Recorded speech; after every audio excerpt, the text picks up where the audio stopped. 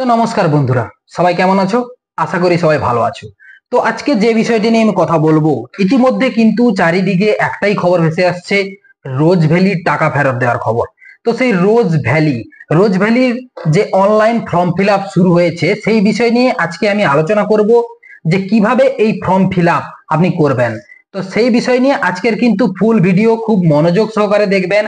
খুব ইম্পর্টেন্ট কিন্তু একটা আপডেট, সেই আপডেট নিয়ে আজকে আপনাদের সামনে আমি আলোচনা করব।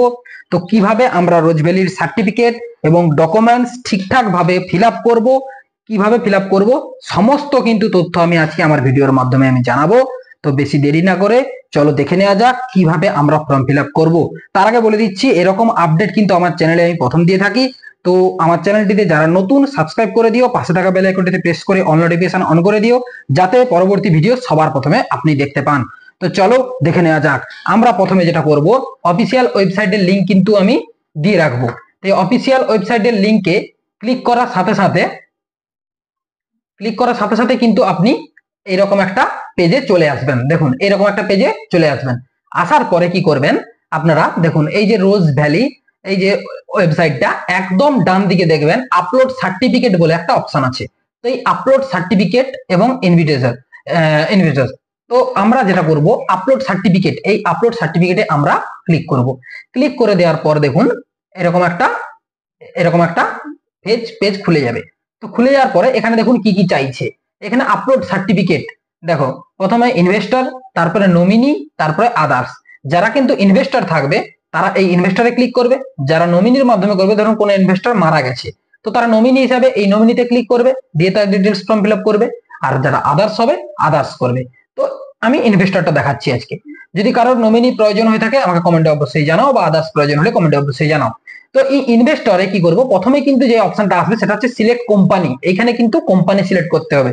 তো এই কোম্পানিটা আমরা পাবো কোথা থেকে? এখানে তো রোজভ্যালির অনেকগুলো কোম্পানি আছে, তো সেই কোম্পানিটা আমরা কোথায় পাবো সেই বিষয় নিয়ে কিন্তু আজকের আলোচনা।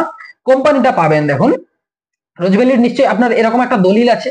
তো এই দলিলের একদম উপরে দেখবেন রোজ ভ্যালির নিচেই লেখা হয়ে আছে। দেখুন এটা লেখা হয়েছে হোটেল এন্ড এন্টারটেনমেন্টস।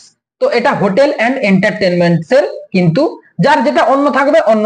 তো এটা এই অপশনটা আছে। তো আমরা চলে যাব ওয়েবসাইটে। দেখুন এখানে কিন্তু পরপর নিচে দিকে দেখুন রোজ ভ্যালি হোটেল এন্ড এন্টারটেনমেন্ট, এটাতে আমরা ক্লিক করব। যার হেলথ থাকবে হেলথে ক্লিক করবে, তো আমরা এটাতে ক্লিক করব। ক্লিক করে দিলাম।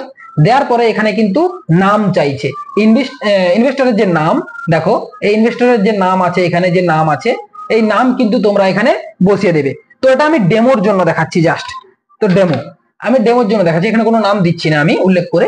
তারপরে ইনভেস্টরের যে বয়স, আধার কার্ড দেখে তোমরা বয়স অবশ্যই পেয়ে যাবে। তো সেই বয়স এখানে বসিয়ে দেবে।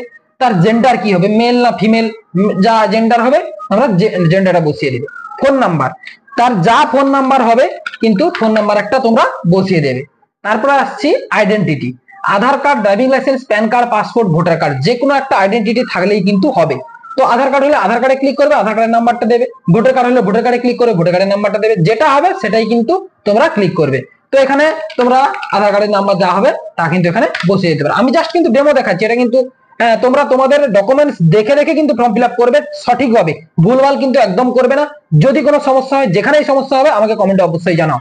তারপর আসছে সেকেন্ড ইনভেস্টর, যদি ওই ইনভেস্টমেন্টের মধ্যে কোনো জয়েন্ট হয় বা সেকেন্ড ইনভেস্টর থাকে তো সেখানে সেকেন্ড দেবে, না হলে যদি সিঙ্গেল হয় কোনো দেওয়ার দরকার নেই।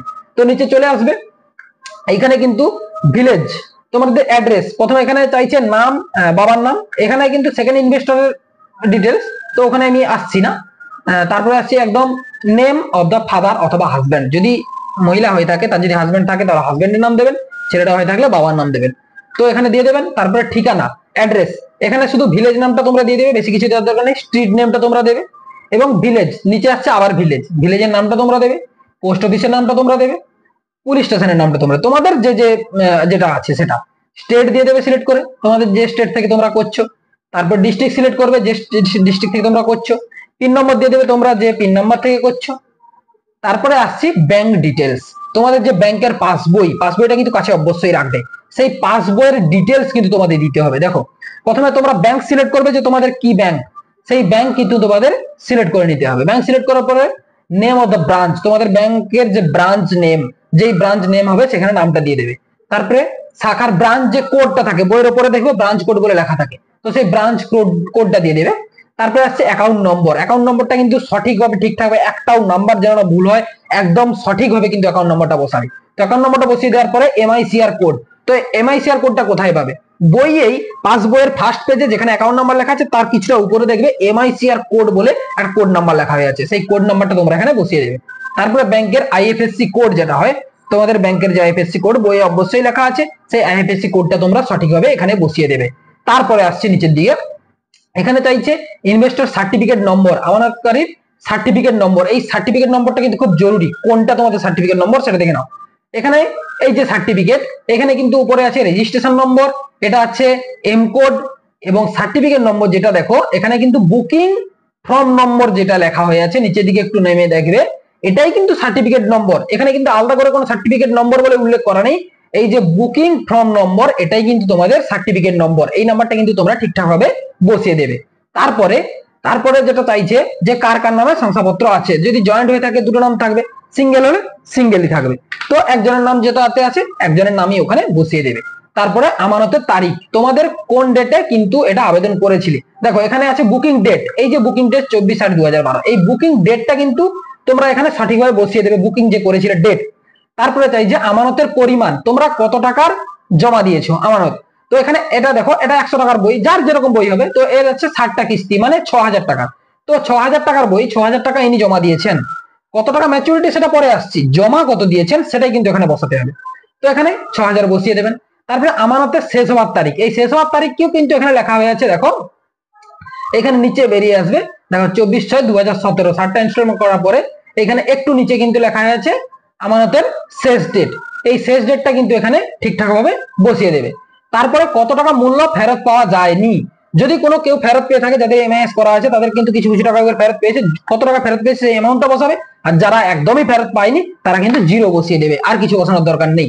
তারপরে আসছে কত টাকা প্রাপ্য, তার কত টাকা প্রাপ্য, এই প্রাপ্যটা কিন্তু বসাতে হবে ম্যাচিউরিটি যে টাকাটা, দেখুন এরা কিন্তু 6000 টাকা কিন্তু ম্যাচিউরিটি হলে উনি 9000 টাকা পেতেন, তো এই 9000 টাকা কিন্তু এখানে বসাতে হবে, যে ম্যাচিউরিটি হলে কত টাকা উনি পেতেন সেইটা কিন্তু এখানে একটা যত হোক একটা অ্যামাউন্ট বসিয়ে দিতে হবে। তো তারপরে আসছে কন্টিনিউ ফাইল আপলোডেড। তো এইখানে কিন্তু সব ডকুমেন্টস ফিল আপ করার পরে আমি দেখিয়ে দিচ্ছি, এখানে একটা জাস্ট ডেমো দিয়ে দিচ্ছি আমি, কারণ সবকিছু না ফিল আপ করলে এখানে কিন্তু কেন দেখাবে না, সবকিছু তোমাদের আমি একদম সঠিকভাবে দিয়ে দিচ্ছি, দেখিয়ে দিচ্ছি, কোনো অংশই কিন্তু যেন ফাঁক না থাকে।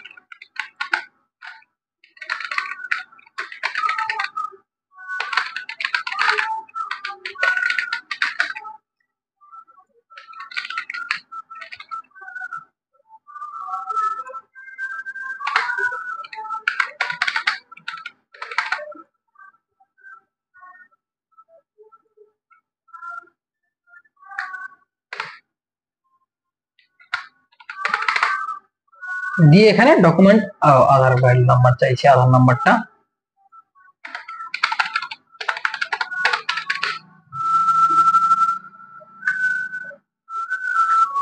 তো আমি এখানে ডকুমেন্টসটা ফিল আপ করে তারপরে দেখাচ্ছি।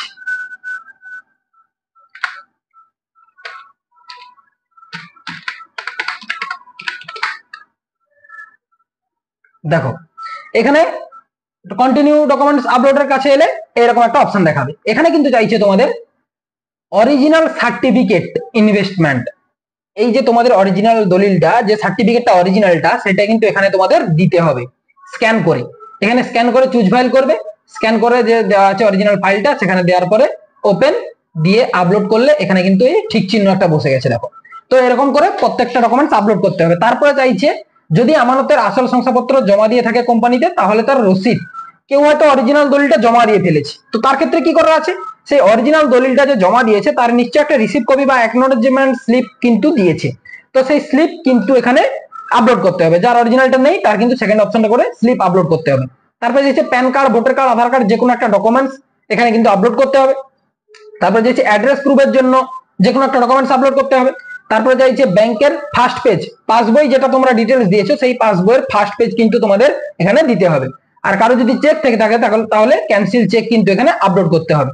তারপরে দেওয়ার পরে কিন্তু সাবমিট করে দিতে হবে। সাবমিট করে দেওয়ার পরে একটা কপি বেরাবে, তাতে একটা নাম্বার থাকবে, অ্যাকনোলেজমেন্ট নাম্বার, বা সেটা হচ্ছে অ্যাপ্লিকেশন, তোমরা যে অ্যাপ্লিকেশন করেছো এখানে যে জমা দিয়েছো তার জন্য একটা কিন্তু প্রিন্ট আউট তোমাদের দেবে। সেটা কিন্তু অবশ্যই তোমরা প্রিন্ট আউট করে রাখবে, বা যদি ফোন থেকে করে থাকো বা অন্য কোথাও থেকে করে থাকো স্ক্রিনশট অবশ্যই নিয়ে নেবে বা ডাউনলোড করে রাখবে।